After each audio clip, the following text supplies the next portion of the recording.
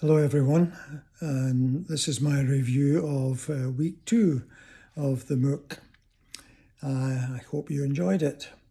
The stakeholder analysis exercise gave you a chance to see the world through someone else's eyes, and I hope that you learned some interesting lessons from that process. I've commented separately, but will repeat here that one of my main issues with stakeholder analysis is that you also need to recognise the position of your competitors, who are stakeholders but quite different from the ones you want to get close to and manage well. The competitors are equally interested in what you're doing, but maybe you need to keep them much more at arm's length and do your best to make sure that the information that goes to your main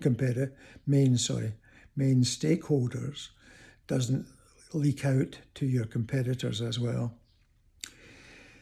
I got a chance to catch up with the week 1 webinar, which was really interesting. Essentially, the messages I've taken out of that are to rethink the purpose of contracts. It's not about punishment and avoidance. It's about rethinking the purpose and deciding how to incorporate all of the stakeholders' agendas so that you have to listen to them and you have to do your best to jointly design with them so that it addresses all of the concerns. Other principles: simplify, and increasingly the use of visuals. Our world now with mobile media and all the rest of it is very visual. So why are our contracts full of very old type language and all in words and no pictures? As one who thinks in pictures rather than words, this appeals to me greatly. So use the contract as a guide to action. And overall, I hope that you can find time to catch up with that webinar. There's lots of very useful resources attached to it. If you follow through the research and get links to the various people who've been involved, it's really worth the extra effort, and I think it'll pay off for you in the longer run. The week 2 webinar actually had covered somewhat similar grounds, but with a particular focus on human rights and environmental concerns.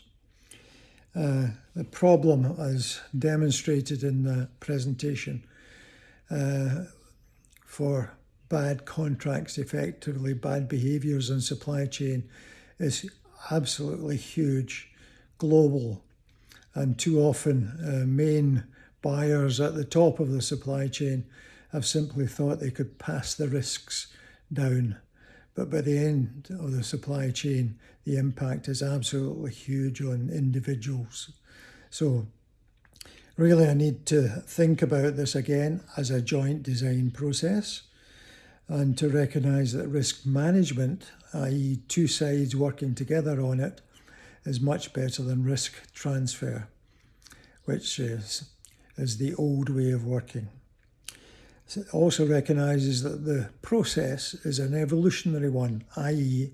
it should be designed to accommodate change because change will happen. And also a bit of a threat at the end that legislation is coming. It's already here in Europe, but not so much in the US.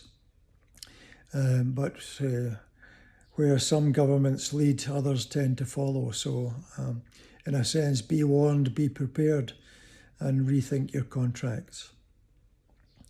So overall, an interesting week, I hope, for you. And we're moving into the last lap in this great race that we're engaged on. So I hope you will enjoy week 3. There's some different thoughts and challenges in there as well. So keep the comments going. Not so many this time round. In this particular MOOC, I don't know whether people just don't have time these days, but I do find the comments very interesting. So if you can, please engage with that.